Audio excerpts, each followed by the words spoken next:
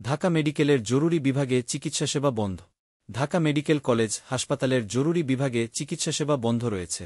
গতকাল শনিবার জরুরি বিভাগে ভাঙচুর ও চিকিৎসকদের মারধরের ঘটনায় সেবা বন্ধ করে দিয়েছেন চিকিৎসকেরা। আজ রোববার সকাল থেকেই নিরাপত্তাহীনতার কারণে জরুরি বিভাগের চিকিৎসা সেবা বন্ধ করে দেন তারা। ঢাকা মেডিকেল কলেজ হাসপাতালের সহকারী পরিচালক প্রশাসন মোহাম্মদ আব্দুর রহমান আজ বেলা ১টার দিকে প্রথম আলোকে এ তথ্য নিশ্চিত করে। মোহাম্মদ আব্দুর রহমান বলেন, আজ সকাল থেকে জরুরি বিভাগের চিকিৎসকেরা নিরাপত্তাহীনতার কারণে চিকিৎসা সেবা বন্ধ রেখেছেন। গতকাল একদল বহিরাগত এসে সমস্যা সৃষ্টি করে। তারা অস্ত্রোপচার কক্ষ থেকে চিকিৎসকদের বের করে নিয়ে এসে মারপিট করে। গতকাল শনিবার নিউরো সার্জারি বিভাগের ৩ চিকিৎসককে মারপিটের ঘটনা ঘটে। এ ঘটনায় চিকিৎসকেরা দোষীদের সিসিটিভি ফুটেজ দেখে শনাক্ত করে গ্রেপ্তারের আলটিমেটাম দেন। অন্যথায় ২-৪ ঘণ্টা পর তারা কর্মবিরতিতে যাবেন বলে ঘোষণা দেন।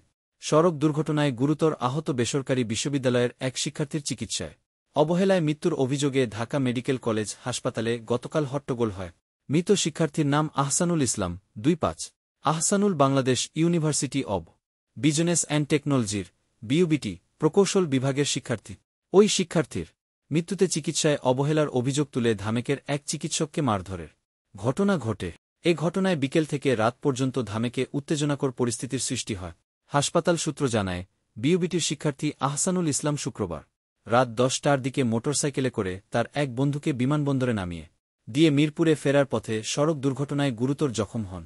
আশপাশের লোকজন তাকে উদ্ধার করে প্রথমে কুর্মিটোলা জেনারেল হাসপাতালে নিয়ে যান। পরে তাকে ঢাকা মেডিকেল কলেজ হাসপাতালে নেওয়া হয়। গতকাল সকালে তিনি মারা যান। পুলিশ পরিদর্শক বাচ্চু মিয়া গতকাল রাতে প্রথম আলোকে বলেন, বিইউবিটির শিক্ষার্থীর মৃত্যুর খবর জানার পর তার সহপাঠী ও আত্মীয়স্বজন ঢাকা মেডিকেল কলেজ হাসপাতালে আসেন। পরে চিকিৎসকদের অবহেলায় ওই শিক্ষার্থীর মৃত্যুর অভিযোগ তোলে। এ নিয়ে চিকিৎসকদের সঙ্গে শিক্ষার্থীদের হট্টগোল শুরু হয়। পরে ঢাকা মেডিকেল কলেজ হাসপাতালের পরিচালকের কক্ষে চিকিৎসক এবং শিক্ষার্থীদের মধ্যে বৈঠক হয়। জানতে চাইলে ঢাকা মেডিকেল কলেজ হাসপাতালের পরিচালক ব্রিগেডিয়ার জেনারেল মো. আসাদুজ্জামান গত রাতে প্রথম আলোকে বলেন, বিইউবিটির শিক্ষার্থী আহসানুল ইসলাম গুরুতর জখম হয়েছিল। তার চিকিৎসায় কোনো অবহেলা ছিল না।